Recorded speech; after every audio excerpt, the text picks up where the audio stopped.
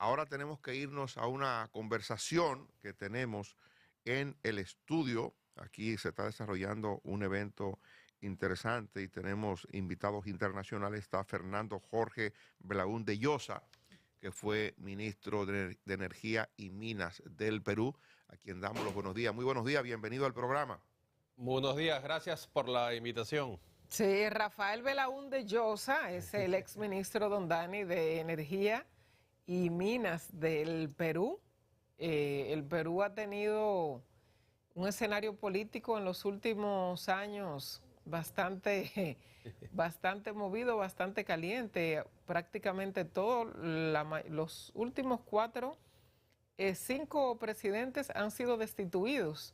Rafael, ¿cuál es la situación en su país? ¿Qué es lo que cree usted que ha pasado con el sistema político partidario del Perú? Bueno, buenos días.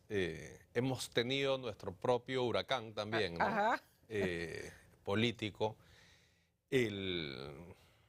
Se produjo todo el problema, este caos político que vive el Perú, tiene su origen en una elección muy apretada que se tuvo ahí en el año 2016, donde el presidente Kuczynski ganó por un pelo realmente y no tenía pues prácticamente bancada en el Congreso y los ánimos estuvieron muy crispados desde el día 1 y el presidente Kuczynski fue obligado a renunciar, lo sucedió el vicepresidente, el presidente se siguió enfrentando con el Parlamento.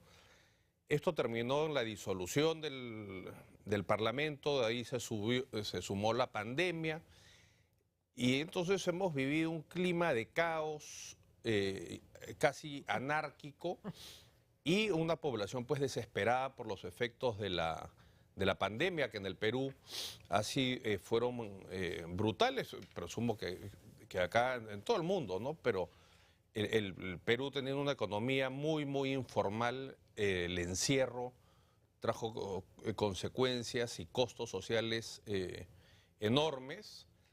Y yo creo que ese ha sido un factor determinante para que, digamos, la población haya decidido elegir al presidente actual, ¿no? Que es casi como una nueva pandemia, ¿no? Perdone, el presidente actual es casi como una nueva pandemia. Sí. Pero, Claro, si uno ve los indicadores, ¿no? Está la inversión contraída, la economía paralizada, el empleo que se estaba recuperando nuevamente en retroceso, las tasas, digamos, de cuarta dosis de vacunación prácticamente paralizadas.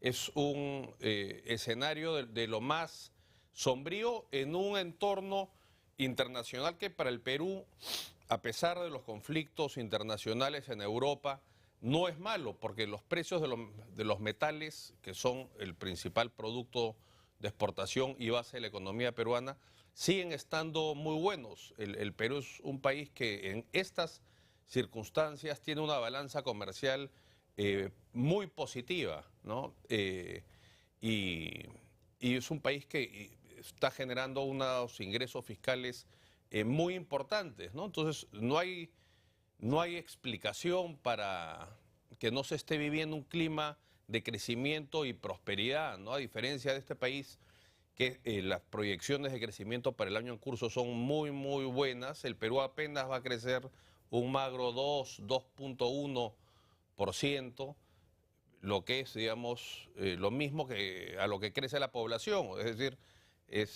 no hay ningún crecimiento en términos de per cápita, ¿no? Que es lo que al final lo que importa, ¿no? Rafael, Entonces, Rafael, dígame. perdone, usted, que es un hombre de estirpe presidencial, nieto de Belaúnde Terry, que fue presidente de Sí. su país, le quisiera pedir de la manera más sucinta posible que nos cuente qué nos ha llevado hasta aquí. O sea, por qué se ha ido degradando la política o por qué ha vivido Perú un sistema tan inestable con cambios de presidente, involucrar a presidentes con temas de corrupción, bueno, los casos de presidentes vinculados con Odebrecht y lo que ha ocurrido. ¿Qué nos ha llevado hasta ahí? Bueno, el Perú ha ocurrido un fenómeno extraño, ¿no? Hemos tenido muchos años, décadas de crecimiento económico, de estabilidad. Es un país que ha captado mucha inversión extranjera. Es un país que tiene una economía muy abierta. Más del 95% del comercio está amparado en los tratados de libre comercio. El Perú tiene tratados de libre comercio con Estados Unidos, con la Unión Europea, con China, con India, con el Brasil. Es decir, con todo el mundo. Esto ha generado mucho crecimiento, pero las clases, no solo dirigentes desde el punto de vista empresarial, sino académico, y, y mucha de la, sí, pues, de la academia, de la intelectualidad en el Perú, toda gente que ha ido abandonando la política y la representación parlamentaria, el nivel de los sucesivos parlamentos que hemos tenido ha sido cada vez más bajo, más populista. Esto ha ido generando un rechazo también de la población hacia la clase política. Hemos tenido lamentablemente pues casos de corrupción tremendos. El escándalo, bueno, de Odebrecht terminó de desnudar pues una situación putrefacta, ¿no? Ministros, eh, incluso más arriba de los ministros, acusaciones muy serias, muy graves Sí.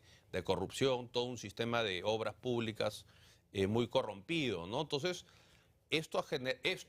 todo este ambiente sumado a los estragos de la pandemia, yo creo que ha generado en la población pues una sensación de desesperación y como yo ponía de ejemplo ayer, ¿no? El Perú era un buque que avanzaba contra un iceberg y la gente ha preferido elegir al iceberg que salvar al buque, ¿no? Y ahora, bueno, estamos bregando con esta situación.